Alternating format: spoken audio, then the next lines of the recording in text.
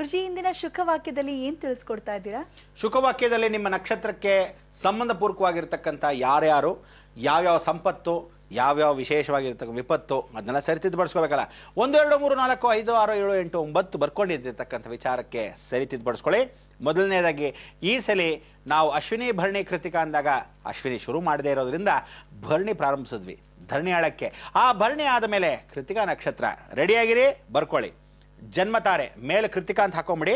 ಕೃತಿಕಾ ನಕ್ಷತ್ರದ ಜನ್ಮತಾರೆ ಅಂದ್ರೆ ಸಮವಾಗಿರ್ತಕ್ಕಂಥ ವಿಚಾರ. ಕೃತಿಕಾ ಉತ್ತರ ಉತ್ತರಾಷಾಢ, ಕೃತಿಕಾ ಉತ್ತರ ಉತ್ತರಾಷಾಢ. ನೆಕ್ಸ್ಟ್ ಸಂಪತ್ತಾರೆ ಎರಡನೇ ಭಾಗಕ್ಕೆ ಸಂಪತ್ತು ಅಂತ ಹಾಕೊಳ್ಳಿ. ರೋಹಿಣಿ ಹಸ್ತ ಶ್ರವಣ, ರೋಹಿಣಿ ಹಸ್ತ ಶ್ರವಣ. ವಿಪತ್ತಾರೆ ಕಷ್ಟ ಬರತಕ್ಕಂಥದ್ದು ವಿಪತ್ತು, ಹುಷಾರ್ ಅಂತ ಹೇಳಕ್ಕೆ. ಮೃಗಶಿರ ಚಿತ್ತ ಧನಿಷ್ಠ, ಮೃಗಶಿರ ಚಿತ್ತ ಧನಿಷ್ಠ. ಇದು ಕೃತಿಕಾ ನಕ್ಷತ್ರದವ್ರಿಗೆ ಮಾತ್ರ, ಬೇರೆಯವ್ರಿಗಲ್ಲ.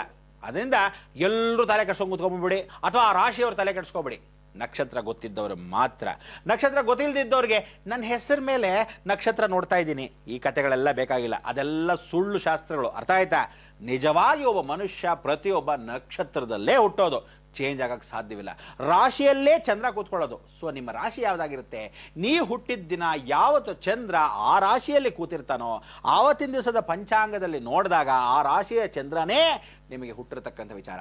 ಚಂದ್ರ ಅಂದ್ರೆ ತಾಯಿ ಮುಖಾಂತರನೇ ಗರ್ಭಜನನ, ಪ್ರತಿಯೊಬ್ಬ ಮನುಷ್ಯ ತಾಯಿ ಮುಖಾಂತರನೇ ಬರ್ತಕ್ಕಂಥವನು. ಅದೇ ರೀತಿಯಾಗಿ ಚಂದ್ರ ಅಂದ್ರೆ ತಾಯಿಯ ಗುಣಗಳನ್ನೇ ಬರ್ತಕ್ಕಂಥ ಚಂದ್ರನ ಅಂಶ ಆ ವಿಶೇಷವಾಗಿರ್ತಕ್ಕಂಥ ಅಂಶ. ಯಾವುದು? ಗಂಡ ಆಗ್ಲಿ ಹೆಣ್ಣಾಗ್ಲಿ, ಹೆಣ್ಣಾಗ್ಲಿ ತಂದೆಗೆ ಪರಿಪೂರ್ಣವಾಗಿ ಅಂಶ, ಅದೇ ತಾಯಿ ಆಗಿರ್ತಕ್ಕಂಥ ಅಂಶ ಯಾರಿಗೆ ಸೇರುತ್ತೆ? ಗಂಡ ಮಕ್ಕಳಿಗೆ. ಇದು ಸರ್ವೇ ಸಾಧಾರಣ. ಆಪೋಸಿಟ್ ಪರಿಪೂರ್ಣವಾಗಿ ಆಗ್ತಕ್ಕಂಥದ್ದು. ಅದಕ್ಕೆ ಈಕ್ವಲೆಂಟ್ ಆಪೋಸಿಟ್ ರಿಯಾಕ್ಷನ್ ನಡಿಬೇಕಾದ್ರೆ ನೀವೇನ್ ಮಾಡಬೇಕು? ನಕ್ಷತ್ರಗಳು ಸರಿಯಾಗಿ ಬರ್ಕೋಬೇಕು. ಕ್ಷೇಮ ಈಗ ಆರಿದ್ರ ಸ್ವಾತಿ ಶತಭಿಷ.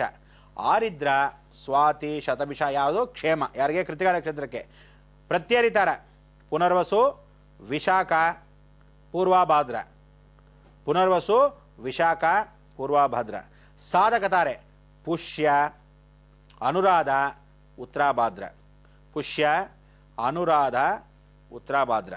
ವದತಾರೆ ವದವಾಗಿರ್ತಕ್ಕಂಥದ್ದು ಆಶ್ಲೇಷ ನಕ್ಷತ್ರ, ಜ್ಯೇಷ್ಠ ನಕ್ಷತ್ರ, ರೇವತಿ ನಕ್ಷತ್ರ. ವದ ಅಂದ್ರೆ ಯಾವ ಕಾಲಕ್ಕೂ ನಂಬಲೇಬೇಡಿ, ಹುಷಾರಾಗಿರಿ. ಎಷ್ಟು ಜಾಗೃತಿ ಇದ್ರೆ ಅಷ್ಟು ಉತ್ತಮ. ವದ ಅಂದ್ರೆ ತಾಯಿ ಮಗನ್ನ 24 ಗಂಟೆ ಬೈತಾ ಇರ್ಬೋದು, ಹಾಗೆ ಅನ್ಬಿಟ್ಟು ತಾಯಿನ ದೂರ ತಳ್ಬಿಡ್ಬಿಡಿ. ಯಾಕೆಂದ್ರೆ ಆ ನಕ್ಷತ್ರ ವದವಾಗಿದ್ದರೆ ಬೈತಾ ಇರೋದು ಸಾಧಾರಣ. ಯಾಕೆಂದ್ರೆ ನಕ್ಷತ್ರಕ್ಕೆ ಮ್ಯಾಚ್ ಆಗಲ್ಲ ನೋಡಿ. ಅದರಿಂದ ಆ ರೀತಿಯಾದ ಒಂದು ಸಂಬಂಧ. ವದ ಆಶ್ಲೇಷ ಜ್ಯೇಷ್ಠ ರೇವತಿ. ತದನಂತರ ಮಿತ್ರ ಮಖ ಮೂಲ ಅಶ್ವಿನಿ, ಮಖ ಮೂಲ ಅಶ್ವಿನಿ. ತದನಂತರ ಕೊನೆಯದಾಗಿ ಅತಿ ಮಿತ್ರ. ತೀರಾನು ಇಟ್ಕೋಬೇಡಿ, ತೀರಾ ಕಮ್ಮಿನೂ ಇಟ್ಕೋಬೇಡಿ.